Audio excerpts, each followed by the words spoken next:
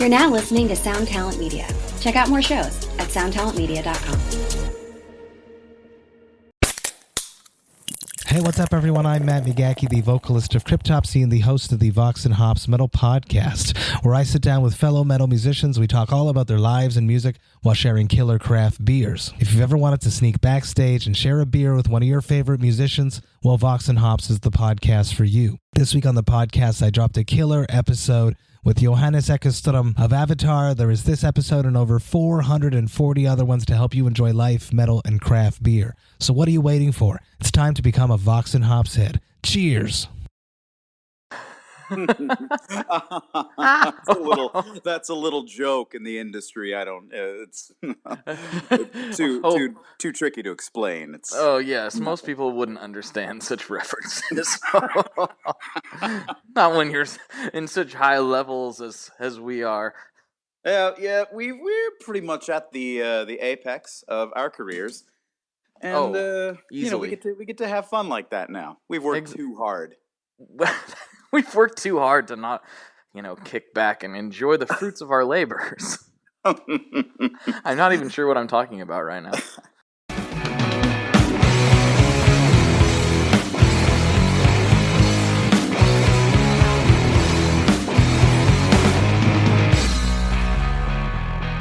Hello, everyone on the internet. Welcome to today's episode of the ToneMob.com podcast, the show about guitar tone and the people behind it. And with me today, I have yet again none other than Mr. Michael Adams. Hello, You sir. got a lot of nerve showing your face around here. Oh, boy. I mean, can you see my face right now? No, I didn't think you were going to go literal. I was trying to do my best Billy D. Williams, and I guess it fell flat. So thanks a lot, everybody. It's been great being on the Tone Mob podcast. It works every time. Be sure to look up Blue Apron or whoever. Do you have some sponsors? I don't remember. Sometimes, if I can wrangle a sponsor or two, I do not shy away from the sponsor. But it's are you not. Are you like actively courting sponsorships, or do you? I don't know. Well, I do. I have a couple sponsors, and usually I it just kind of depends on how many episodes they want to sponsor, basically. So this may very well have a sponsor on it that we don't even know yet. If you get Blue Apron, I already mentioned them, so you should get on that. Although I haven't used their service, so I can't say from experience. But if I do so maybe I should hit up Blue Apron after we get done with this. Yeah, they have nothing to do with guitars, but guitar players generally like to eat, so, Well, most people generally like to eat. It's kind of like one of those necessary things for survival, I think. I don't know. I like to my brain. What? Do you just absorb things? things? Come up with a cool comeback. Edit. Give me 20 minutes and then edit out the silence. So were you talking about like osmosis or something that you just absorb? I was trying to think of a different word and I couldn't. But yeah, osmosis would be. Okay. Pretty much feed off the energy of my enemies. You have enemies? I'm sure. My God, there was that kid on YouTube earlier that thinks that my video is crap because I didn't do it the way he thought I should do it. So yeah, that kid's an enemy. Well, yeah, I don't like that kid either. I don't have time for that kid. Are you kidding me?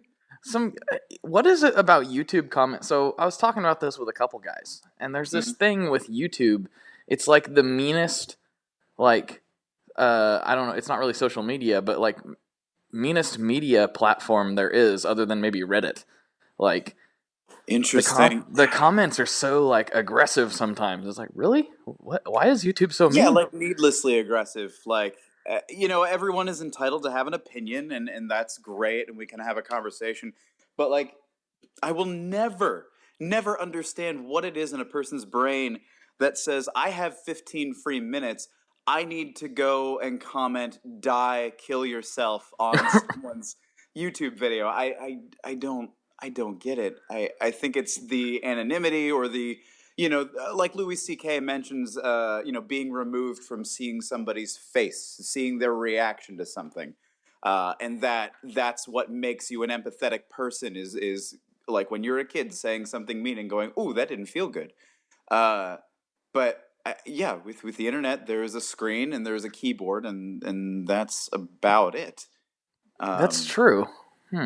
it's a terrifying place. I mean, does that date me? Does that make me sound super old? Where I'm like, oh, I don't know about the internet. That seems like a place where a lot of bad things happen. Those whippersnappers and their interwebs. Oh, oh, things I read every day about my chosen political candidate, I just can't abide. I don't know if it dates me, but I don't know. I don't know. I don't It's so think weird. so. I had from time to time I'll make posts about like treating women better in music and misogyny and sexism and all that because it's an issue that I care about.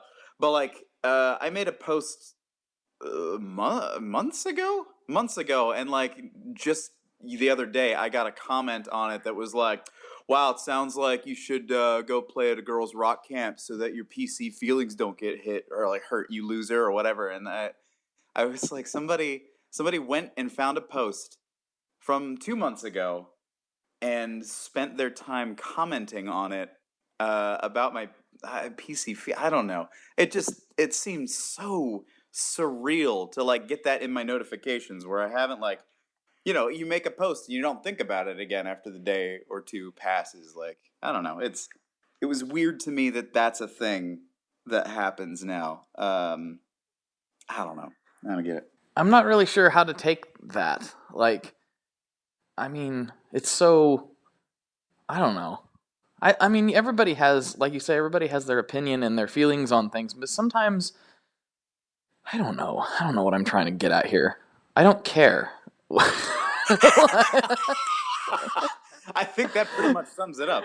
Like, but by the same token, occasionally I'll post my opinions on things, and it's like, wait a second. Does anybody really care about this? Because I know I don't necessarily care about other people's opinions. Boy, I think it's. If I can interject with my opinion. Oh, please do, sir. No, I think it's a perfectly good exercise to get in the habit of when you're about to comment on something. If it's well, in any situation, just say to yourself like, number one, is my opinion fully formed, and then two, does anybody need to hear this? Right. And I do that to myself all the time, like. With like I see stuff that people do to guitars on the internet all day, and like, oh god, some of it is just awful, and I want to reach through the screen and be like, no, stop, don't. Kind of like Willy Wonka, Right. Yeah, like I refrain now, which is a new thing because I definitely want to be helpful, but I realize that unsolicited advice is the giver's gift. It's as much as I want to be helpful, it's better when people come to me, or, if I see something egregious, if I see someone like prying apart the neck of a tailor or something because they're like, oh, I want to see how this is put together. And I can, then I'll say like, hey, wait, do an internet search. Don't screw your guitar up. Right. But, I don't know. There's not really a benefit to butting in. Especially when your opinion is tantamount to here's a great way to commit suicide. That's not even really an opinion, is it? That's just facts. If I want to learn how to do that, I can Google it myself. Yeah. I don't need your help. Listen, pal, I'm versed in the way of seppuku. I know what I'm doing. I can gut myself with the best of them, sir.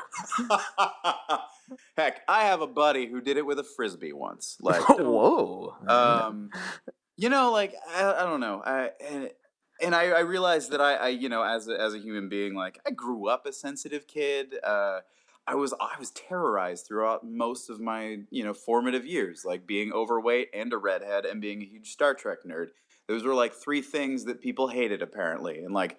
So, yeah, definitely when I read stuff on the internet, like there was a comment a few months ago where someone was like, what did they say? I think I'm quoting directly. It was, you have such cool stuff, but I've never seen you do anything cool with it. And that was the first thing that I saw when I woke up that day. And it stuck with me all day. Like, My wife was like, "That's just someone on the internet that wishes they had a cool guitar like you have." And I'm like, "Yeah, okay." And I put it away for like half an hour, but then it came screeching back into my subconscious, like, "You're not a good player. You're not a good person." Like, and oh man, Because you're not a that's good player, therefore you are a terrible person. That's just good logic. I think they do go hand in hand generally. I mean, Oh no! look Oh look no! at the best guitar players in the world. They're all fantastic people, Of right? course, it's just good Right? science. Yes, they're all angels. Angels, every one of them. They donate, they help out, they build schools. No You egos. No egos. no, never. And that's what really separates us guitar players from the rest of the world is the lack of ego. We're able to step back from ourselves and say, "Hey, I'm just okay. I'm I'm gonna die.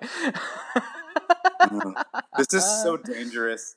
This is a guitar centric podcast, and everyone's gonna stop listening. This is the episode that kills both of our careers. So This is hopefully the this is the I don't know what you want to call it, the death knell of the Tone Mob podcast right here. this is the death knell. The Reaper is knocking on that door. I really hope not. I have a list of people who are supposed to come on still, and they're going to be very offended if I shut down tomorrow, I think. Or maybe they won't. Maybe they'll be like, yes, finally. I don't have to do that now. You've been interviewed for a podcast before, haven't you? Myself? Yeah. No, I haven't. Oh. Well, we should turn the table on you sometime. I don't know how. I don't even know what people would ask me because my I'd whole be presence on with the platform that I have is predicated on me talking to other people about themselves because Exactly. I'm not interesting.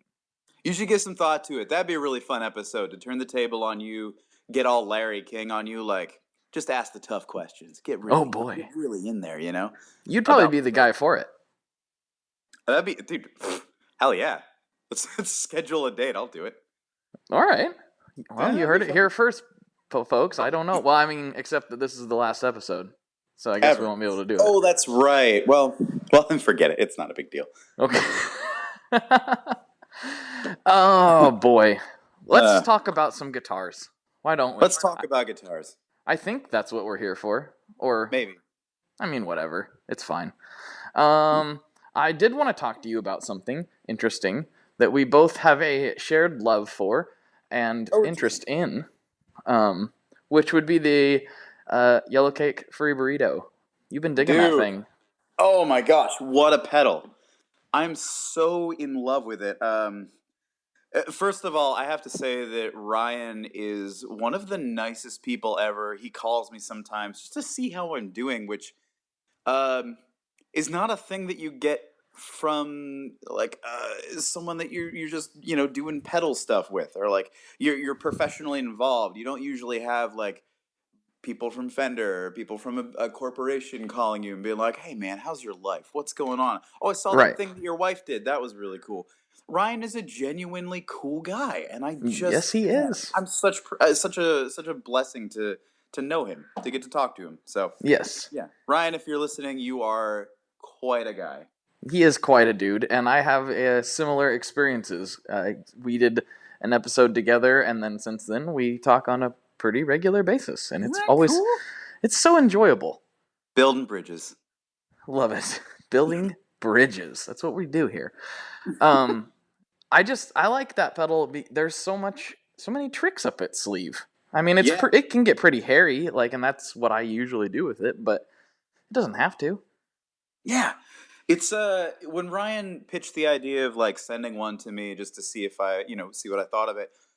He described it as, it gets fuzzy and he focused on that, but like the first thing I did when I got it was set it to like an ultra low gain setting, and I was surprised with how expressive and how deep it was. Like there was a lot of depth and clarity going on in that pedal that it's like Ryan didn't even mention it. I was like, dude, this is a huge selling point. Like I can go from I hesitate to compare anything to a Klon because that's just a ridiculous debate that I don't want to get into. But it really did that like light OD thing beautifully. And then fuzz, and then like ridiculous amounts of gain. Like just a cool pedal. Mm-hmm. And everything Yeah. interacts really well, and I just really like it. This is kind of embarrassing, but I played it at one of the local shops here in Portland, and thought about buying it for a long time. I kept picking it up every time I'd go in there and playing it and be like, oh, I don't really need this right now, but I really want it, but I don't need it. And then finally, like after we did the podcast, I was like, okay, I'm gonna go buy that pedal now because Oh, nice. yeah, like I just really need to explore, what it's all about. And I owned it for a couple days before I realized that the LED was a knob. It's kind of embarrassing. This is one of the interesting things. Like I didn't really realize that myself at first. Like when I get a pedal, I usually just spin everything. It's like a habit. I pick it up out of the box. I click the on off switch. I inspect it. I look at it. I open it up. I turn every knob, flip the switches, just feel the pedal. And I completely ignored that thing. And then he was like, "Oh yeah, that's a whole separate dial there." And it does a lot. Like it's impressive how many tones are available from that thing. Like not only just having gain and drive on there, having two separate flavors of drive. Oh my god, like I was getting so many interesting sounds out of it, but then to have the ability to starve the circuit was just it was a revelation for me. So Oh yeah. I really love it. I have a lot of fun taking it and slamming it with a clean boost and dialing the starve knob back and making it all spitty and weird. That I haven't tried.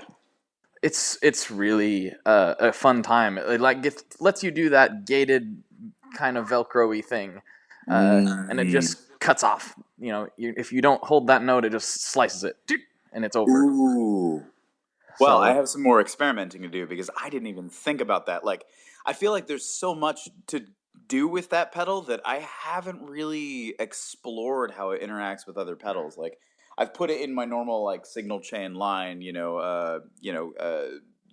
compression, OD, all that stuff. But like, I haven't slammed it, and I haven't kind of done the cascading thing where you put something else in front of it.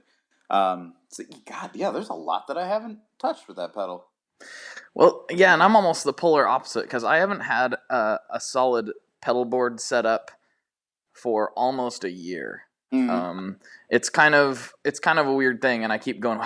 Every time I go to practice or whatever, I'm like, oh man, I don't have any pedals together, and I have to like throw them all in a box and have this big mess when I get there. Something I've told people not to do, but I do it myself.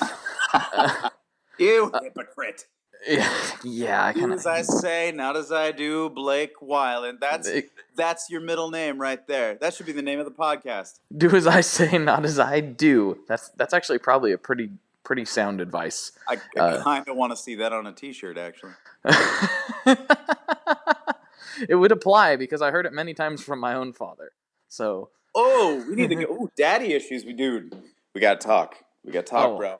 I don't have issues really. We get along quite famously, but he did make that statement to me when I would call him out on things.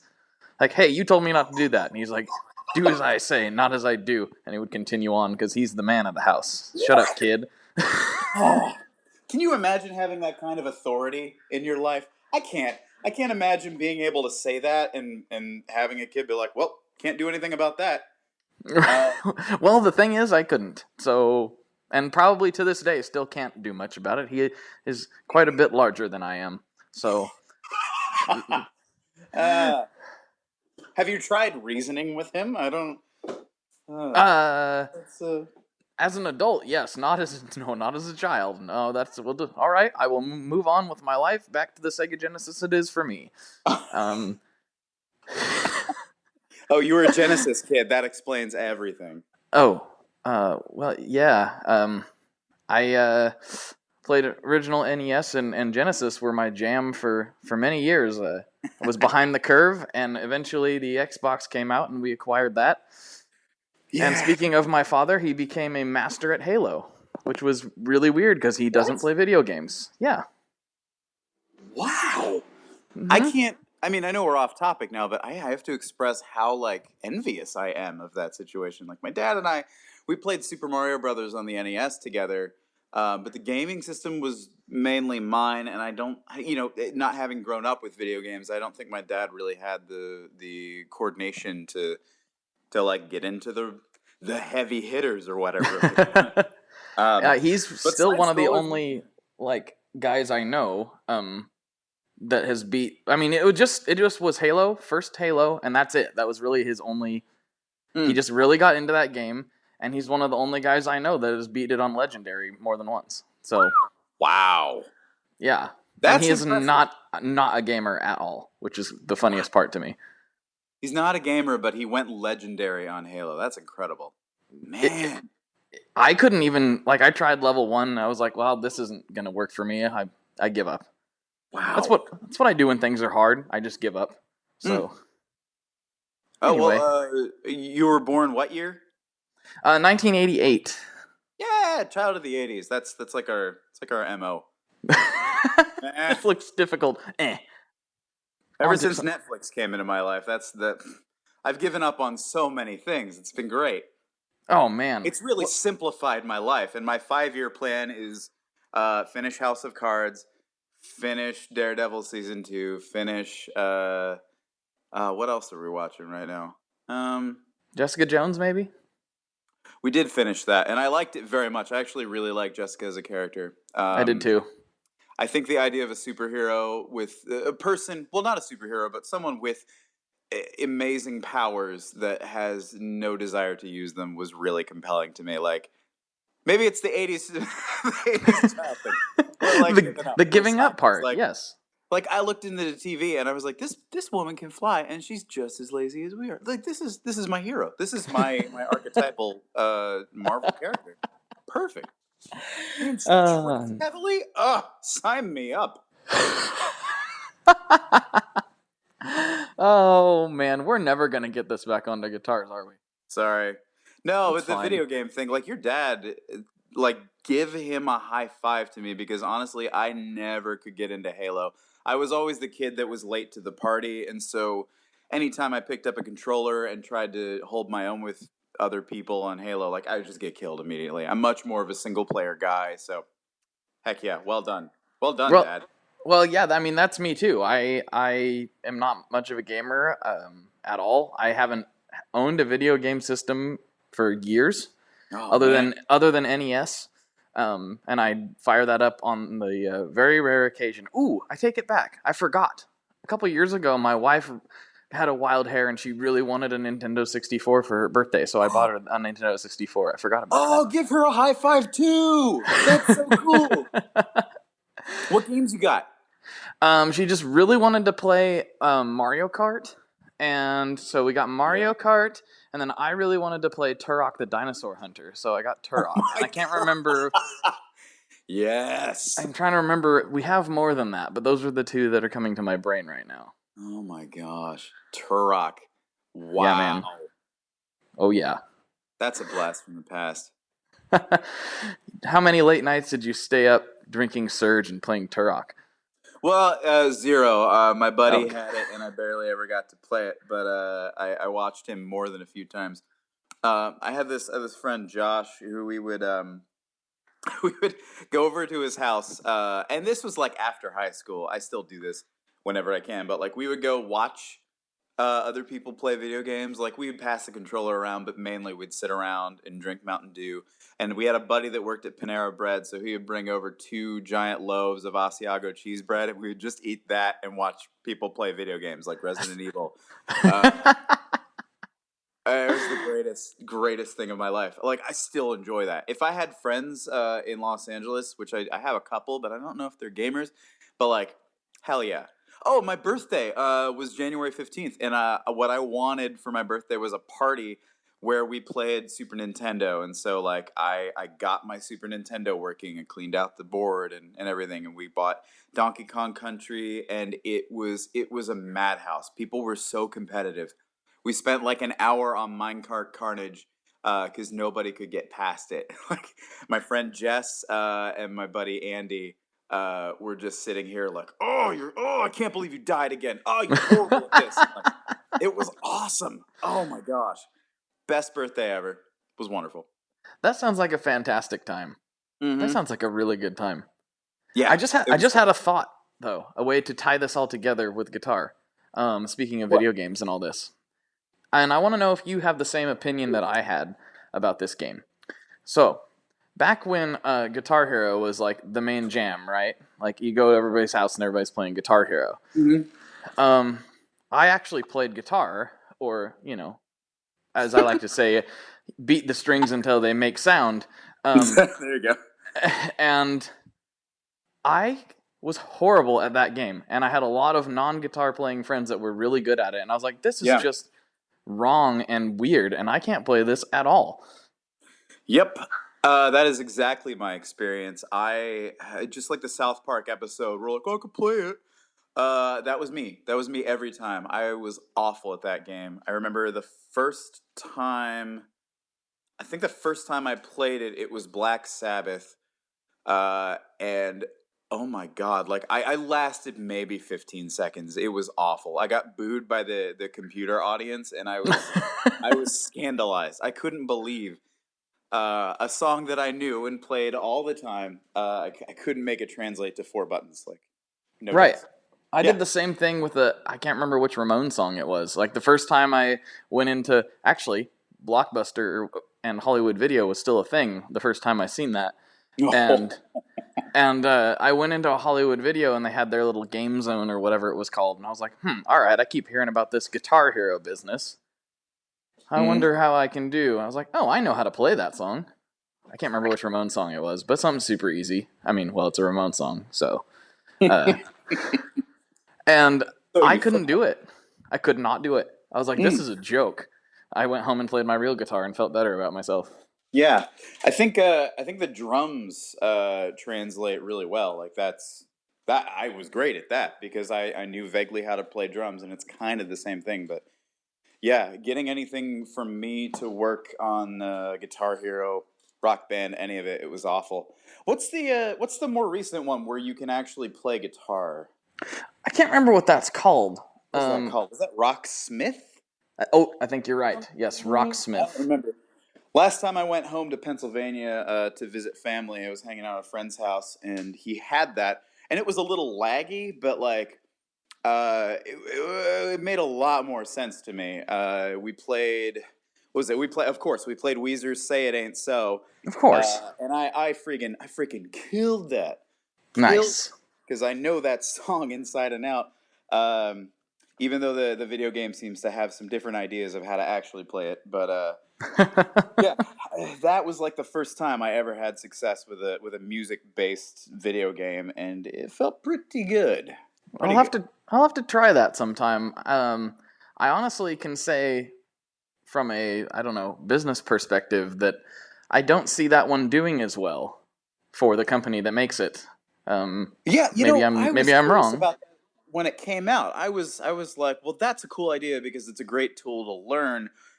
But video games are about at the core, they're about fun, and I know how frustrating learning guitar can be. They can also be fun, but it requires skill. It requires doing things over and over and over again. So I never bothered to look into how that did. But I remember seeing it everywhere for a while. I just remembered the Christian version of that. What was the Christian version? I didn't know there was different versions. This is completely... No, there's a Christian rock band, and it's it's pretty cool if you know how to play an E chord at the 7th fret. What is it? Okay. What is it? Guitar Hero. Is it just like a praise and worship version or something, I'm assuming? What was it called? There was one called Guitar Praise, but that's not the one I'm thinking. Maybe that's the one. Yeah, Guitar Praise. You learn something new every day. CNET.com from 2008. Guitar Praise lets you blast that solid Christian rock. The innocence of that headline is stunning. Beautiful. They wrote that headline and they were like, "This is gonna be fine. Let's blast that solid Christian rock." Yeah, but there's a Christian version. All that to say, this version exists. Gotcha. Yeah, and all of that to say that the Yellow Cake Furry Burrito is a fantastic pedal that you should try out in between your guitar heroing and your solid Christian rock blasting. At all of it's covered. There you go. So here's I know something I wanted to talk to you about. I remember. What? My brain. My brain. I'm so sorry for that 40-minute excursion that we just took. I keep laughing.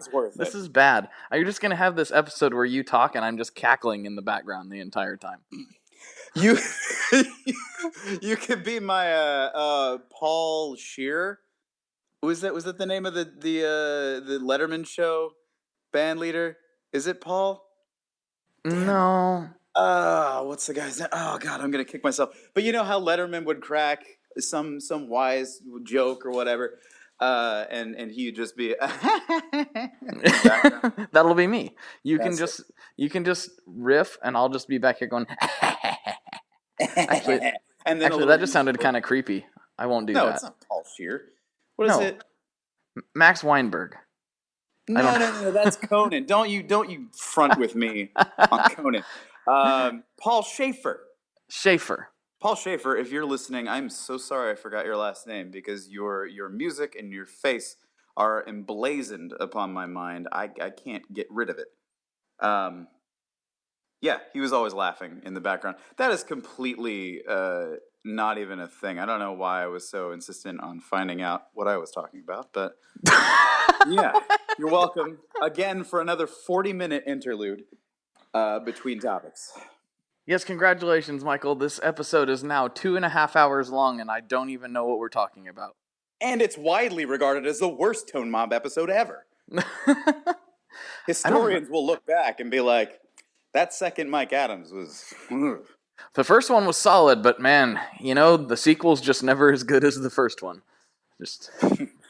Well, we as scientists have done our duty. Let's go blast some Christian rock. Blast? Gotta blast it, man.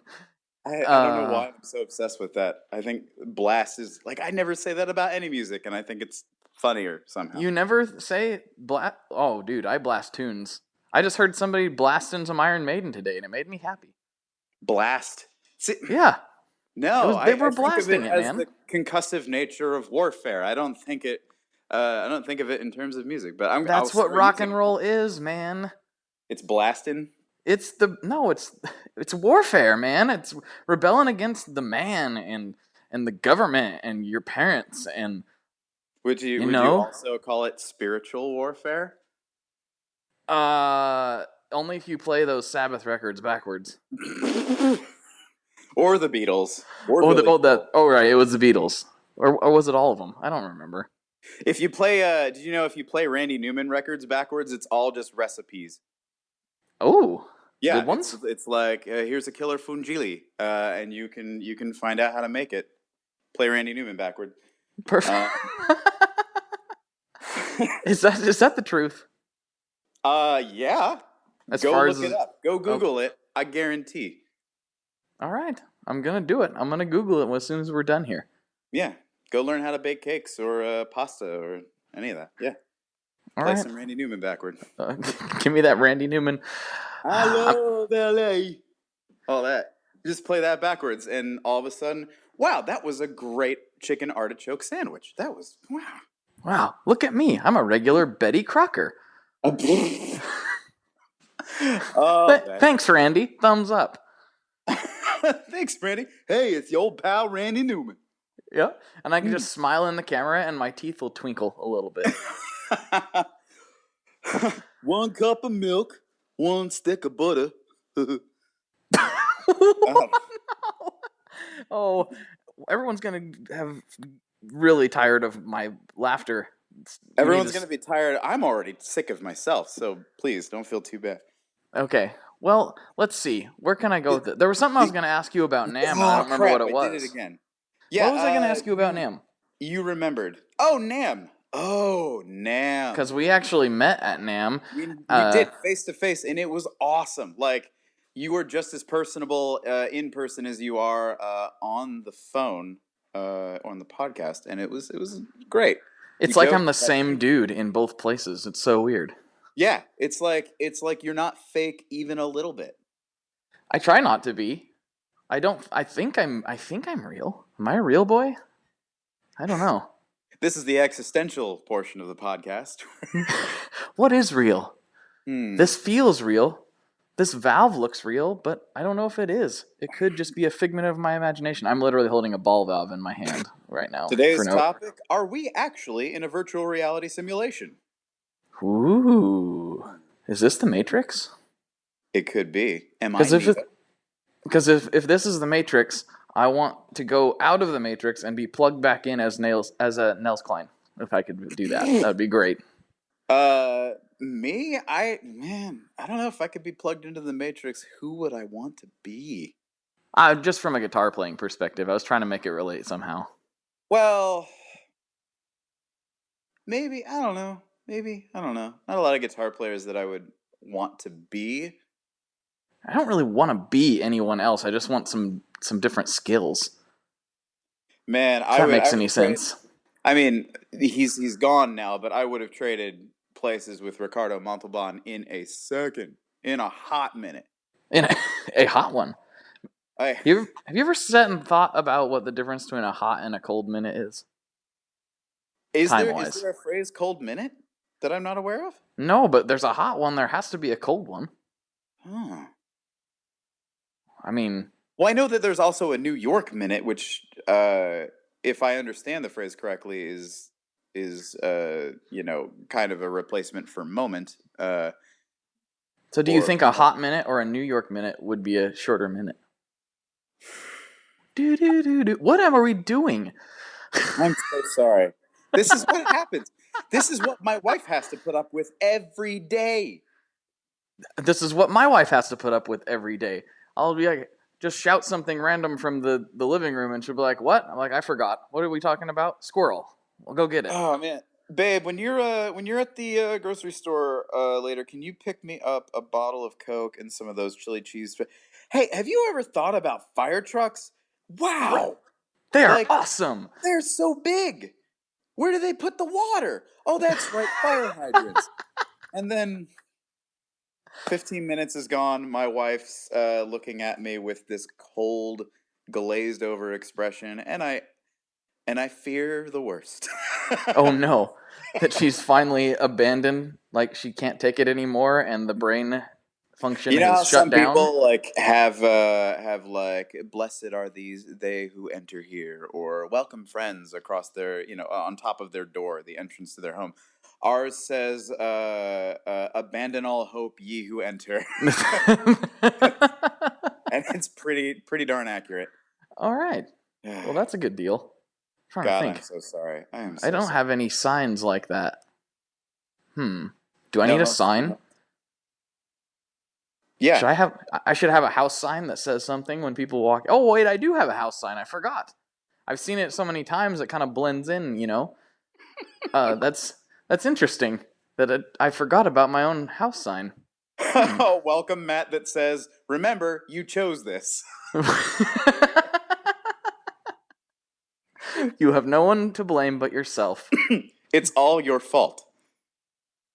That is just tattooed in my brain. It doesn't matter what it is. It's always my fault. And I'm okay with it at this point.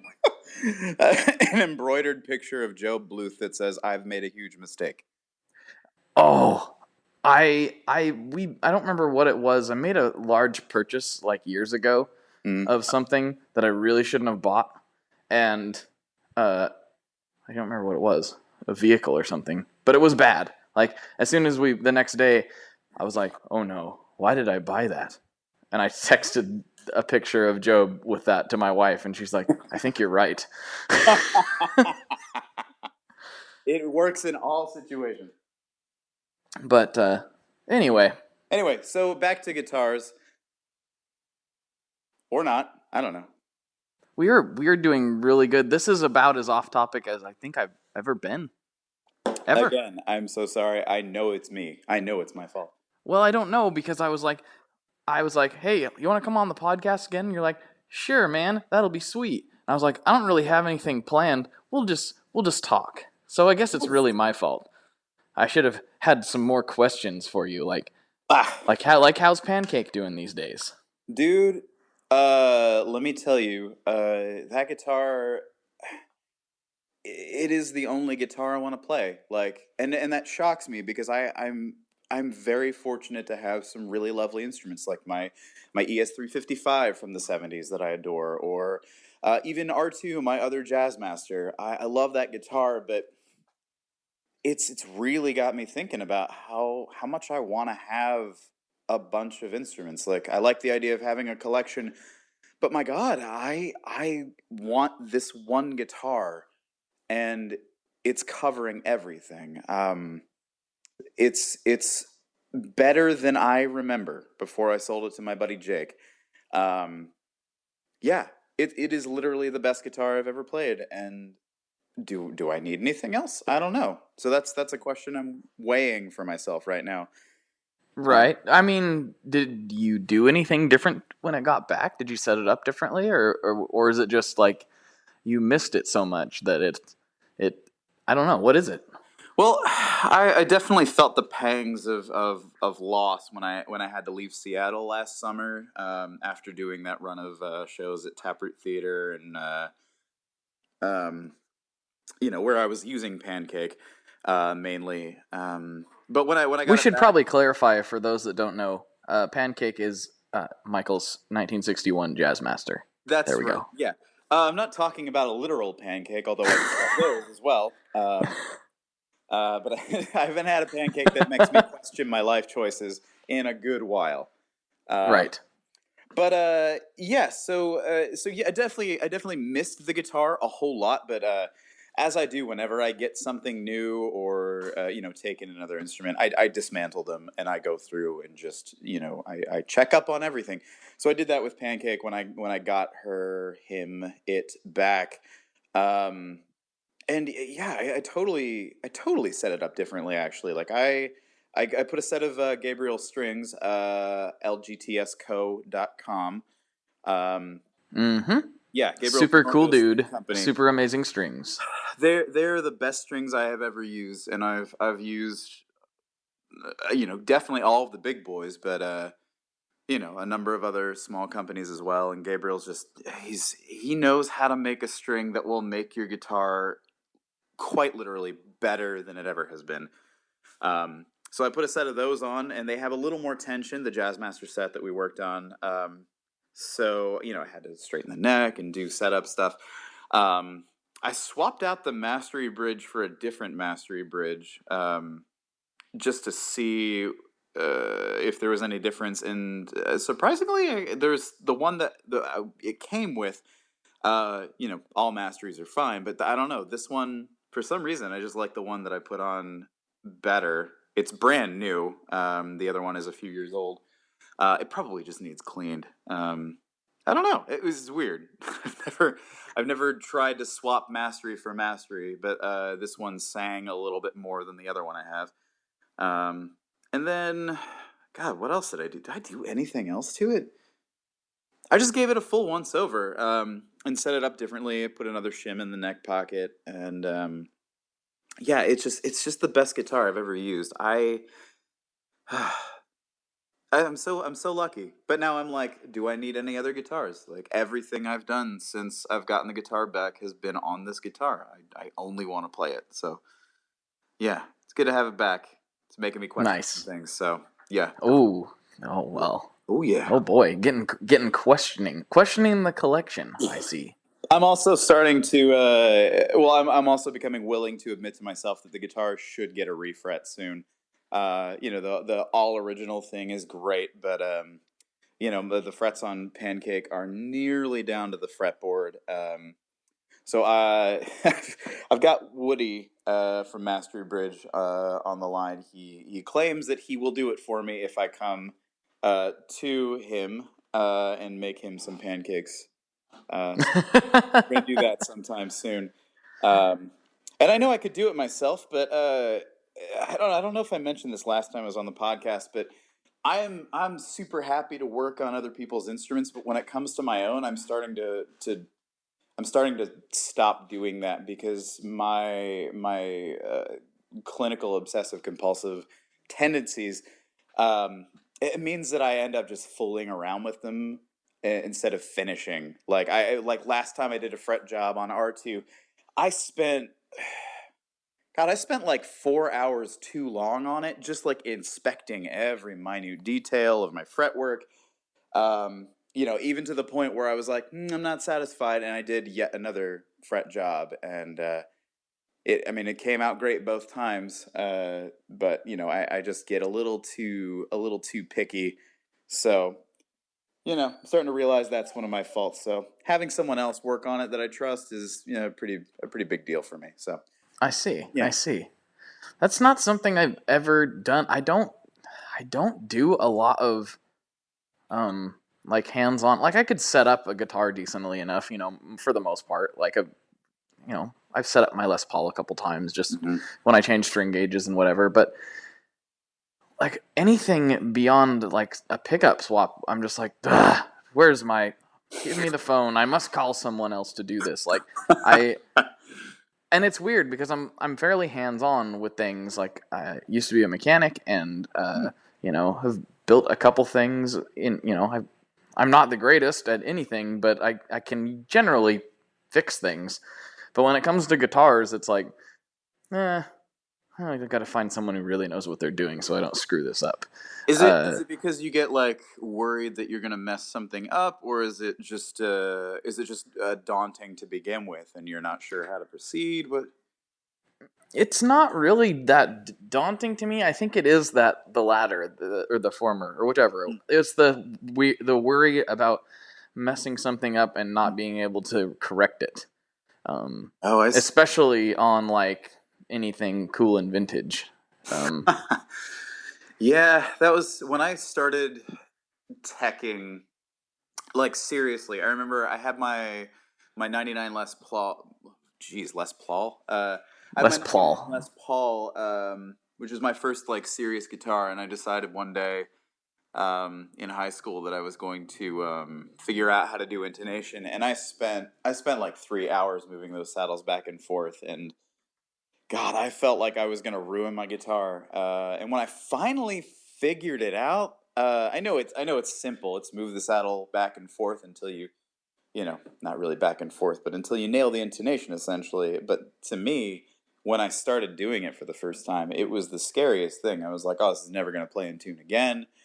Um, yeah, but honestly, there's really not a lot on a guitar that you can irreparably damage just by doing small adjustments. Obviously, be careful with truss rods, but no, if you're doing tiny increments, I feel like you'll get it eventually. And I know I'm a tech and I make money from that, but I try to help my customers be at least partially self-sufficient. Like, if you're doing a fly-in gig from you're going from winter in Seattle to going to Orlando, Florida, where it's humid.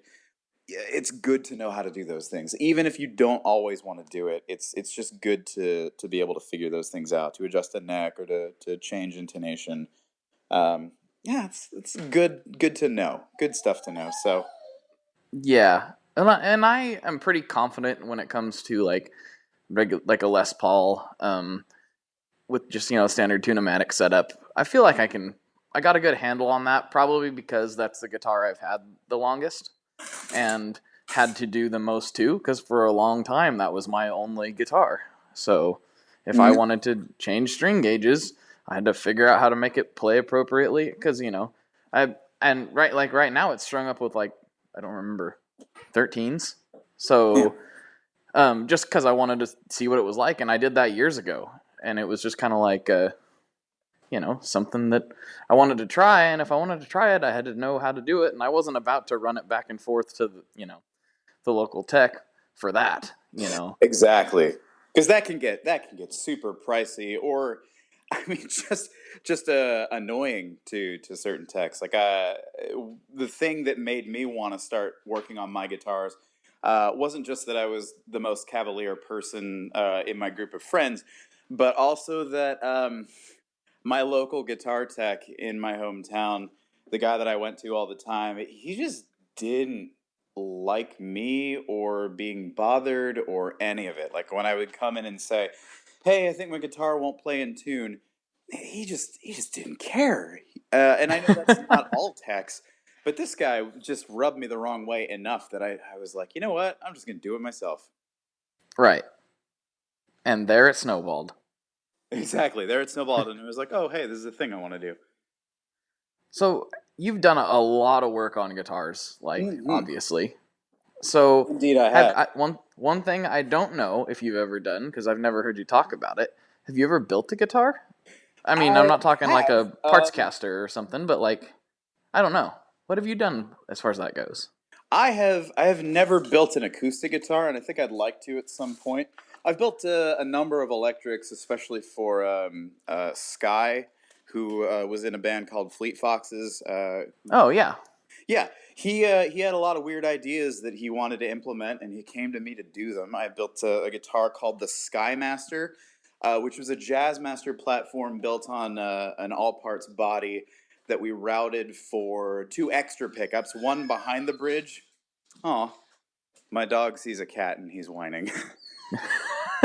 You okay, bud? You all right? I know. Hey man, what's up? I know you want. Hey, Vinny, say hi to the world. Come on, bud. It's just a cat. It's okay, buddy. Okay. Leave me alone. Hi Vinny. Yeah. So the Skymaster had a pickup behind the bridge, a Curtis Novak lipstick, and then a middle pickup, which was a vintage DeArmond gold foil. Cool. That measured out at like 10K, so it pummels any amp that it's plugged into. But yeah, I made that. I made another one called the Shell Stang, which is a three pickup Mustang, three Lawler. I think we used blackface on that model. I'm pretty sure Lawler blackfaces with some extra switching options. Middle pickup engaged by one of the switches on a Mustang that usually selects pickup and phase and all that. But we replaced the other switch with a roller pot to blend in the middle pickup, so it had a lot of really cool options about it. A lot of cool sounds. So we've done a few of those through the guitar shop. But yeah, otherwise, I don't. You know what's weird is that for all the instruments I've repaired and worked on and improved over my career, I'm less interested in building them from scratch. Partially because I know so many people who do that beautifully, and I don't know why I'd want to, but mostly because I find the act of bringing guitars back to life or making them play better for people, essentially helping a person fall in love with their instrument again, is far more compelling to me. I'm Mm-hmm. sure that if I wanted to, I could build guitars and be good at it, but I don't know. I just I really like taking a vintage instrument and nursing it back to health, or having a person come to me and saying like, "This just isn't playing right. I might sell it," and then giving it back to him a day or two later and having him go like, "Oh my god, this is the guitar I always wanted it to be." Like, there's nothing more thrilling to me in the tech world than hearing that. I had a guy come last week with a Jazzmaster who was like, "Oh, this just isn't playing right. It's not playing in tune. I can't get the vibrato to work." He had a number of complaints, and he texted me after I got it back to him and was like, "This is it. I can't believe this is my guitar. It's a completely different instrument. It sounds great. Thank you." And yeah, I don't know. That just excites me. That gets me going. I see. Yeah. That makes sense. I just thought of a question that might be a little bit of a sad situation given, or Oh. sad question given your enthusiasm for what you just said, bringing things back to life. Mm-hmm. Have you ever had somebody bring you something and you looked at it and went, "I can't do anything with this. This is beyond. This one can't be saved." Yeah, there are a number of things that I won't do. Because again, I know people who are incredible at it, and either there's that, or I'm just not interested in doing them.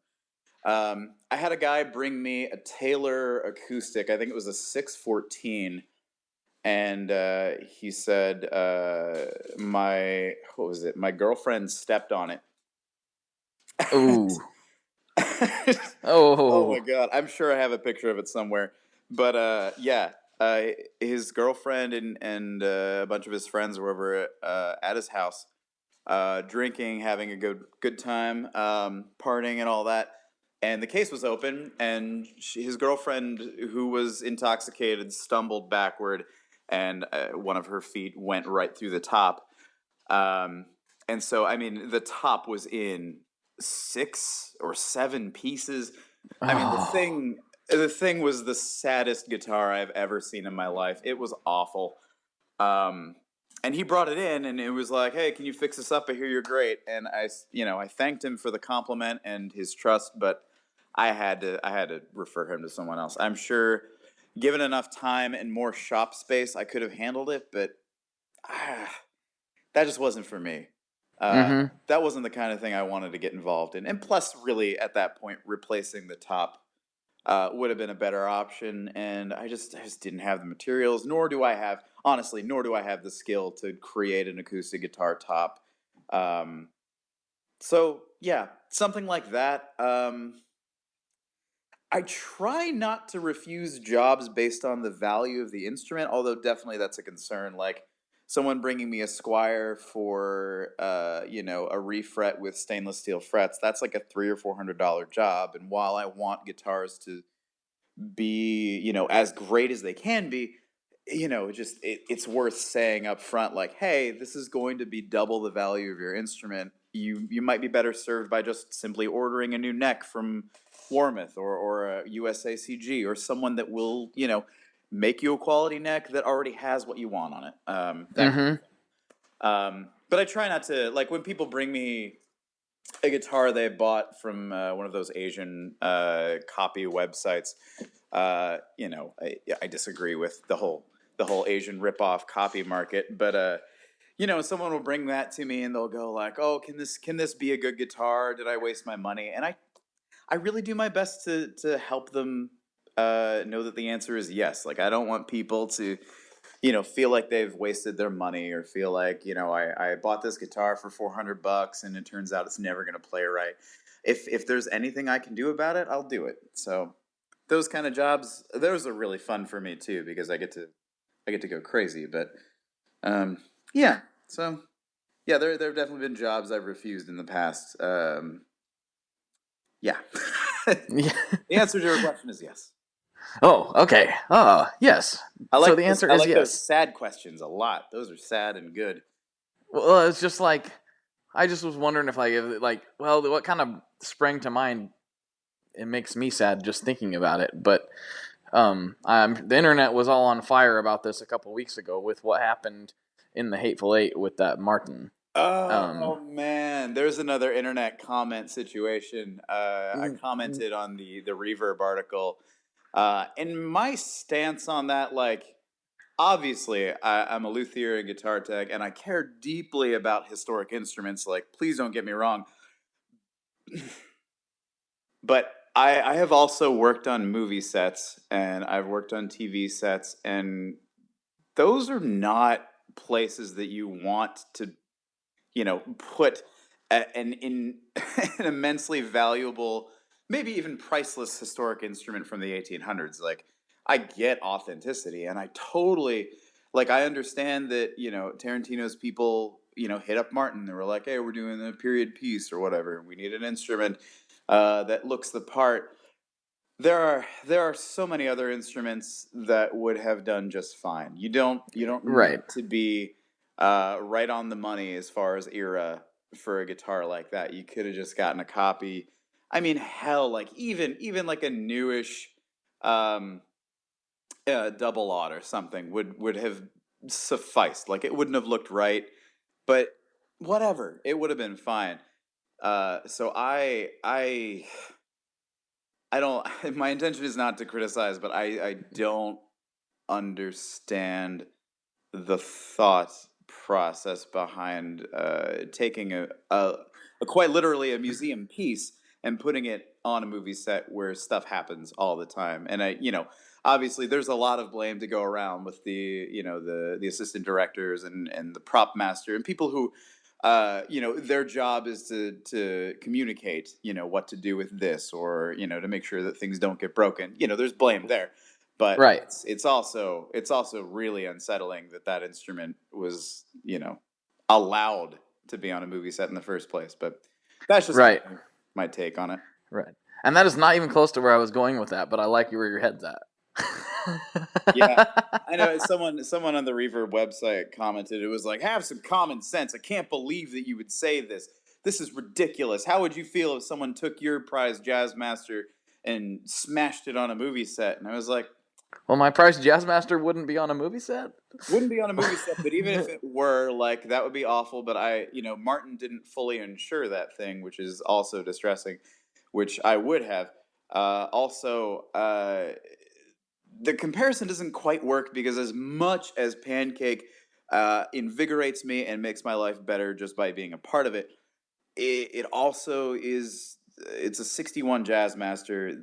Fender made a bunch of them. This is not an instrument from the 1800s that there is one of, like there is a difference. And even at that point that, we have recent movies where they used authentic era gear, like the Beach Boys movie that came out. Right. That had all like good stuff in it. I don't remember if any of it was custom shop recreations, but they very well could have been, and it would have been fine.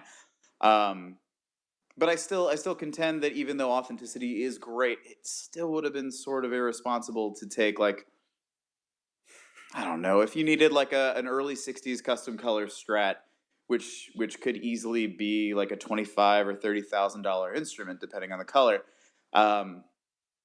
If that's not fully insured, you put it on a movie set, stuff happens. Things get broken. I don't know, but even that doesn't quite compare, because 30,000 compared to priceless that's a completely different wheelhouse. So right. Well, I kind of look at it like this: is like, you want to be authentic and you want it to be real, but just because you're filming Independence Day doesn't mean you actually need to put explosives in the Statue of Liberty or the White House. You know what I mean? I thought it was a great choice for them to actually blow up the White House, because I think everyone agreed that the White House at that point needed a facelift. That's hilarious. That's kind of where I thought with it. Like nobody would have known. I watched the movie, enjoyed it. Yeah. I didn't even realize that it was what had happened until I'd read that article weeks later. Man. And it was like, whoa, yeah, interesting. There's a lot of speculation about like Tarantino was secretly wanting that to happen or directing that to happen, and impossible. I can't really say either way, because I'm not Tarantino. I don't know what's in a man's heart. But Tarantino didn't call cut. He wanted that reaction. And Jennifer Jason Leigh's reaction apparently was genuine. And so, yeah, it seems like it served the scene, and that's what a director's after. But I can't imagine that he actually intentionally did that, because it's like, oh, this guitar is technically worth more than my entire movie. Right. I don't think that he would actually do it. I just think, I don't know the man. I have no idea what goes through his brain either, but yeah. I just can't fathom any person with a semi-reasonable or semi-normal amount of reason saying, yeah, that's what we're going to do on purpose. I just can't. Yeah. I can't fathom it. So I don't know. Super interesting to me. The whole thing is very interesting, and I don't mean to criticize one way or the other. That's just my gut reaction. That's how I feel about it. I'm very willing to be wrong, but it seems crazy from my perspective. The whole thing is crazy. So there you go. I don't know. What was your direction though when you asked that question? Because you said place. Well, my question was going to be, have you ever seen a guitar, obviously not a pressless Martin, but a guitar that has been destroyed to that extent that you thought, because they pretty much, Martin said they got the pieces back and they were like, we can't do anything with this. Yeah.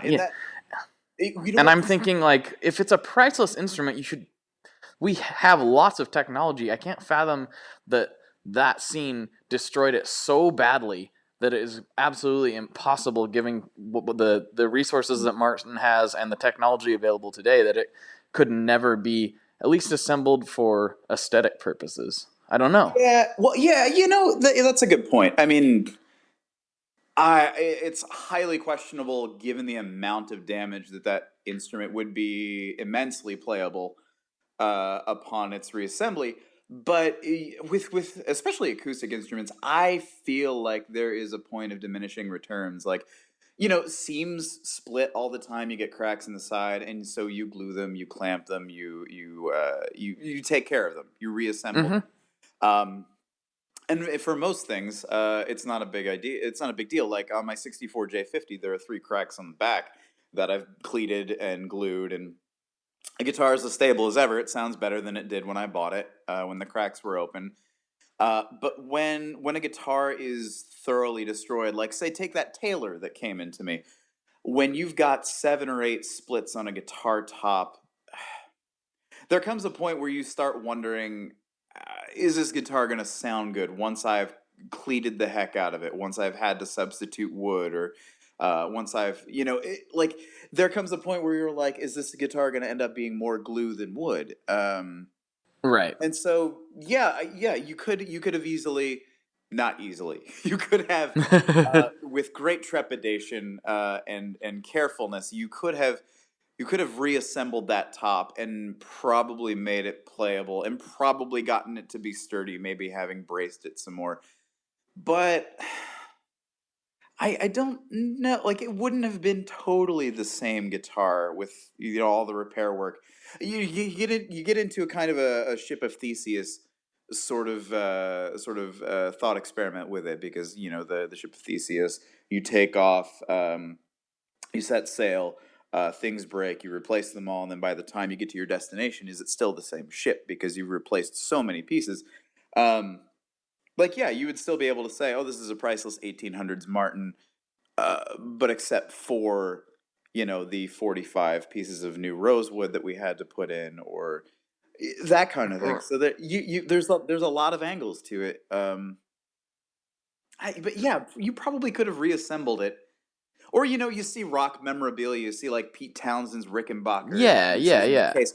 So that's definitely a thing. But going to the lengths to fully repair it, I mean, this is, if we're talking about Martin and a priceless guitar, like I'm sure Martin has the resources, and I'm sure that given the amount of care they put into their museum pieces, that yeah, I could see them doing that. But what's the return?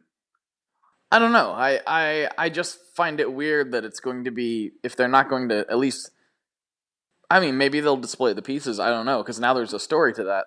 What That's once was yeah. an Maybe it's instrument, maybe but it's the Tarantino Martin now.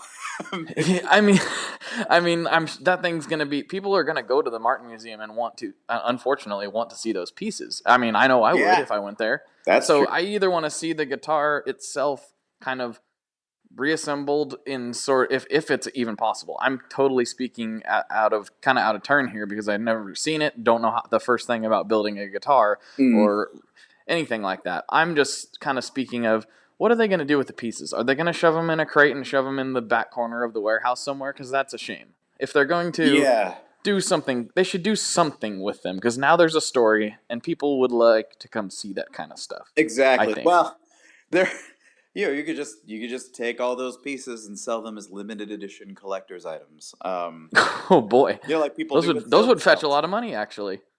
Yeah, I mean, yeah, you could totally do that. Or you could build a run of recreation guitars of the Tarantino model or whatever, and you can have. Have you ever dreamed of owning a priceless Martin? Well, here's a recreation of the guitar destroyed on screen. You could totally do that. There are a number of ways Ooh, you I could got an idea. monetize it, but I got an idea. what's Check this out. This is what they should do. They should build a run of guitars and build a solid guitar, but use a piece of that guitar in each one. that's not bad. You could totally do that. Interesting, or at least inlaid. You could Yeah. take tiny pieces and inlay it into the fretboard. Martin, if you do this, I would appreciate Exactly. royalty check of some sort. And then in 15 years, you could have George Lucas come in and reinsert a different guitar into that scene.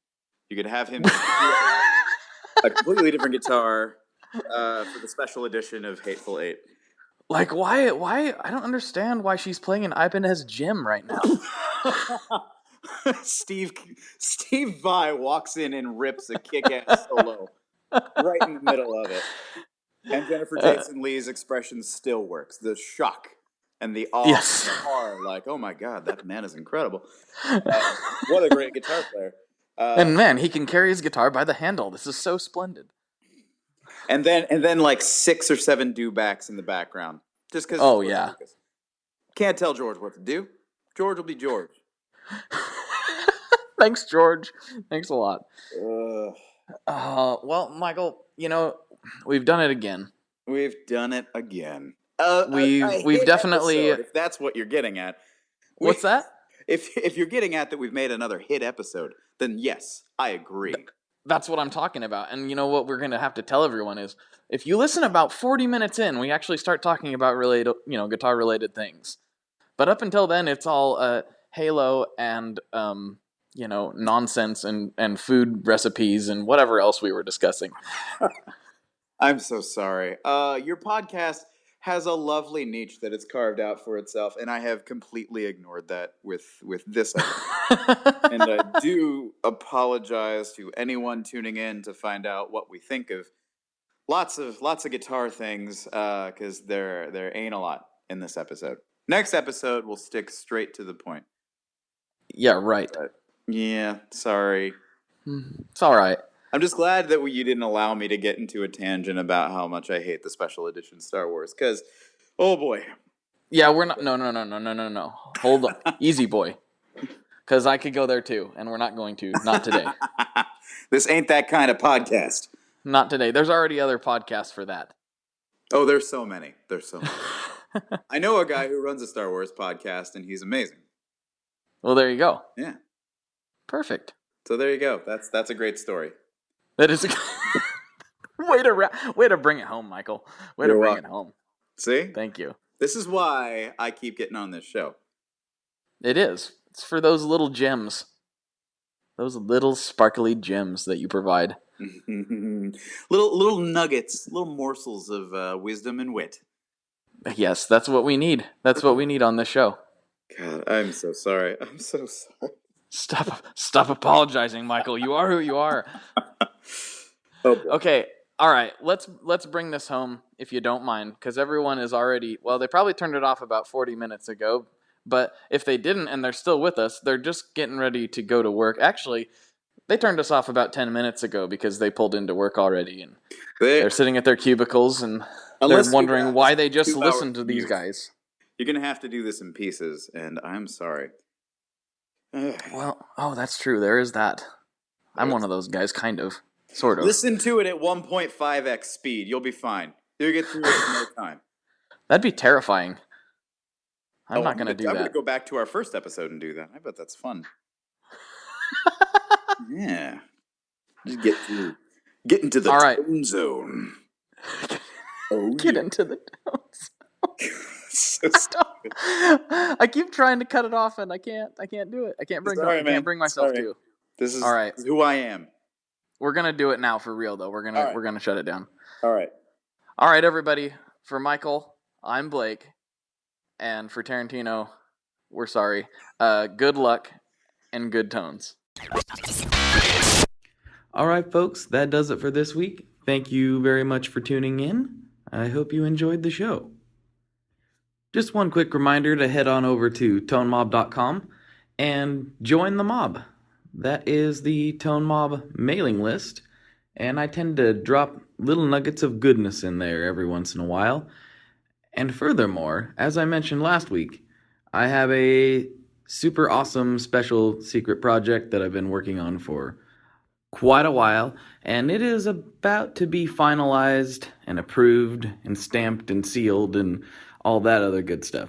So it's going to drop there first with extra little perks that nobody else will see. So head over to tonemob.com, join the mob, look in the mirror, give yourself a thumbs up, and then proceed to have a great week, and I'll talk to you next time.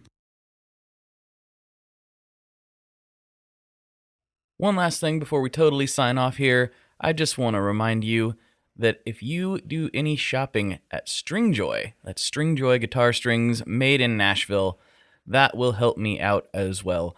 As I've said for years, I'm heavily involved in that company, and I really do think they're making the best products on the market. So if you would like to try custom strings, go to tonemob.com/stringjoy and check them out today. I seriously love what the team down there is doing. I help them out with all kinds of things, and by you supporting them, you are also supporting me as well. And hey, you need some strings, so why not get some custom strings just for your guitar and playing style? Again, the link for that is tonemob.com/stringjoy, and that will take you right to their website, and you can do all your shopping through there, and that will help everyone involved out. So thank you very much. Talk to you next time. We are brought to you by the wonderful folks at Gun Street Wiring Shop. Yes, Gun Street Wiring Shop. I've talked about them before. I used to say based out of Bend, Oregon, but guess what? Sean moved to my neck of the woods. Sean's in Portland. Sean is awesome and has helped me with a bunch of stuff lately. And if you have wiring needs for your guitar, he can help you too. If you want to get weird with it, he can get weird. If you just need to spruce things up a little bit, there's your guy. He takes all the guesswork out of doing your guitar wiring, and he makes it simple, and his customer service is top-notch, and I can't say enough good things about Gun Street as a company. I really respect Sean and what he's all about, and the product is top-notch. I've got 3 different guitars that now have Gun Street harnesses in them, and I could not be happier. So go to gunstreetwiringshop.com and check them out.